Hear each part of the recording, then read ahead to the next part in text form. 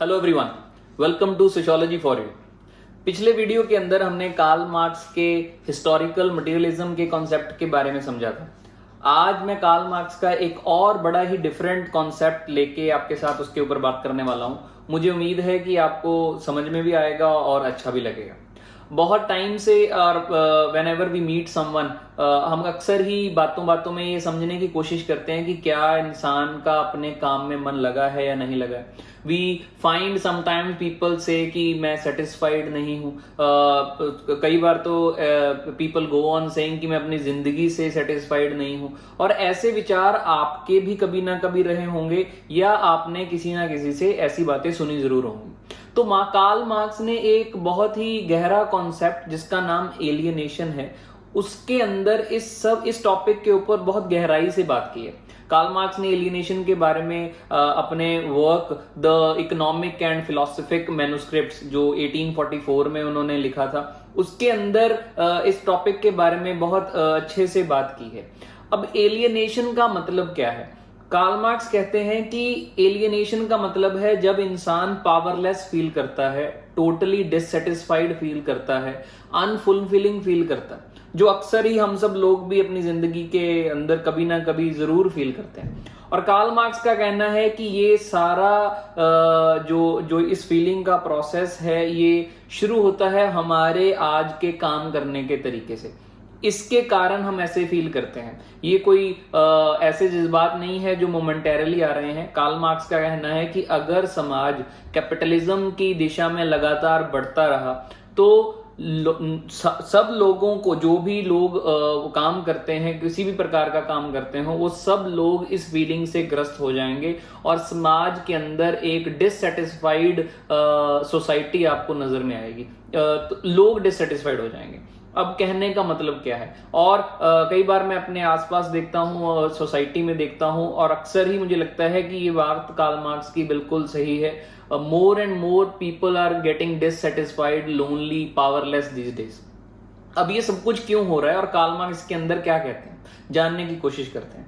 Karl Marx का कहना है कि स्टार्टिंग के अंदर इंसान कुदरत के सामने बहुत ही कमजोर है और उसकी डिससेटिस्फेक्शन सिर्फ कुदरत से होती है और किसी चीज से नहीं होती। और धीरे धीरे इंसान कुदरत को, नेचर को समझना शुरू करता है और धीरे धीरे उसकी ताकत नेचर के ऊपर या नेचर के सामने बढ़नी शुरू हो जाती है। As human beings get more powerful in front of nature, alienation जो नेचर के साथ थी, अब वो आपस में इंसानों के बीच में शिफ्ट होनी शुरू हो जाती है। मतलब क्या है, मैं एग्जांपल से समझाने की कोशिश करता हूं। पहले कुछ साल या कुछ सेंचुरीज पहले तक जब इंसान काम करते थे तो उनको लगता था कि इस काम का जो रिजल्ट है वो मेरी वजह से है। फॉर एग्जाम्पल, मान लीजिए कोई घुमियार है जो कोई पॉटरी करता है या कुछ भी करता है, तो वो जो पॉट उसने बनाया है, उसको बनाने के बाद वो ये कह सकता है कि ये मैंने बनाया है, कंप्लीट प्रोडक्ट मेरी वजह से एग्जिस्ट करता है। डन।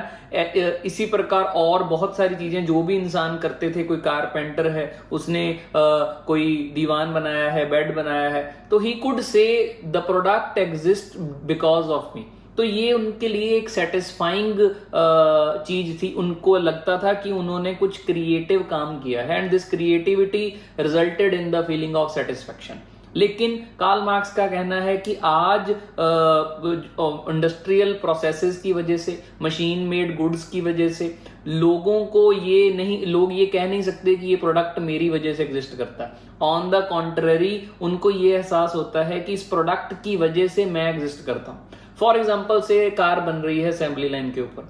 अब कोई भी कार, कोई भी वर्कर कंप्लीटली खुद तो बना नहीं रहा है और ना ही उनका कोई 10 लोगों का ग्रुप बना रहा है। तो वो पूरी असेंबली लाइन के अंदर अब काम इस तरीके का हो गया है कि जो लोग उस असेंबली लाइन में काम कर रहे हैं वो मोनोटोनस रेपिटेटिव काम कर रहे हैं। कोई स्क्रूज लगा रहा है, कोई टायर लगा रहा है, कोई हेडलाइट्स लगा रहा है या कोई मैकेनिकल बॉडी पार्ट्स को लगा रहा है, लेकिन कोई भी पूरी तरह से ये नहीं कह सकता कि मेरी वजह से ये कार एग्जिस्ट करती है। They are doing repetitive same task day in and day out. और उनको ये एहसास होता है कि इस कार की वजह से मैं एग्जिस्ट करता हूं, ना कि मेरी वजह से ये कार क्या करती है, एग्जिस्ट करती है।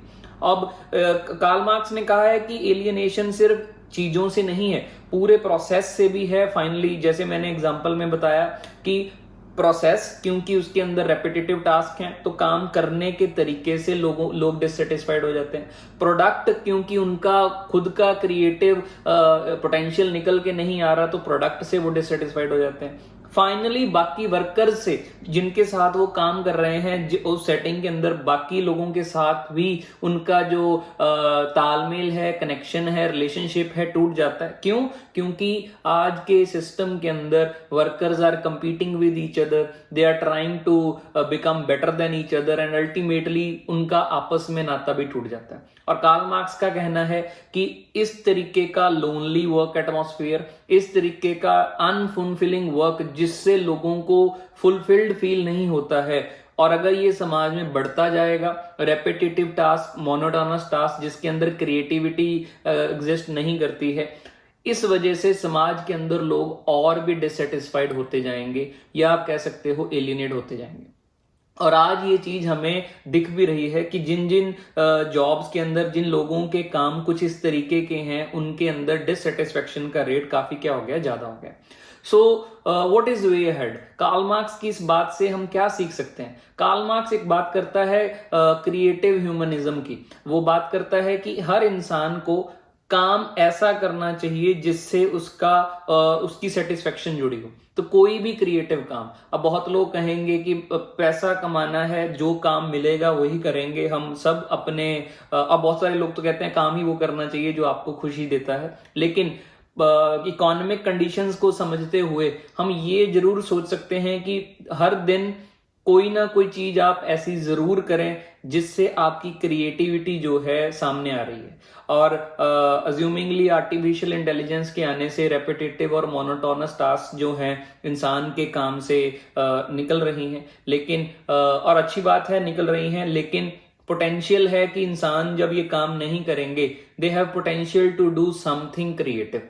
कोई भी इंसान जो अपनी जिंदगी में क्रिएटिव काम नहीं करेगा, क्रिएटिव मतलब जिससे उसको लगे कि उसके एग्जिस्टेंस की वजह से दुनिया में कुछ आया है, ये सेटिस्फेक्शन की फीलिंग जब तक उसको नहीं आएगी, उसकी एलियनेशन बढ़ती जाएगी। So we all need to make sure we do something every day in our lives जो हमारी क्रिएटिविटी को बाहर निकाले, या हम जिसको करने के बाद ये फील कर सकें कि ये चीज मेरी वजह से एग्जिस्ट करती है, मैंने इस चीज को एग्जिस्टेंस में मैं लेकर आया हूं। All this will result in fulfilling and satisfied life. May be शायद उसमें उतना पैसा ना हो, बहुत किस्मत वाले, या आप कह सकते हो लोग बहुत ऐसे भी हैं जिनको ऐसा काम मिल गया है जो उनको क्रिएटिवली फुलफिल भी करता है और उनका ब्रेड एंड बटर भी है। बहुत सारे लोगों को ऐसे काम नहीं मिलते हैं अपने हालात, अपनी सिचुएशंस की वजह से, फिर भी वो कम से कम कोई ना कोई ऐसा काम जरूर कर सकते हैं जिससे उनकी क्रिएटिविटी जो है या सेटिस्फेक्शन है वो बनी रहे। और इससे we will find people will be more satisfied, people will not feel powerless in this world, and happy human beings is ultimate thing we expect the society should have to progress forward. I hope you liked this concept of alienation. अगर आपको इसके ऊपर कोई भी comment करना है या आपके कुछ विचार हैं इस टॉपिक के ऊपर, तो please feel free to comment in the comment section. Thank you everyone, have good day, take care.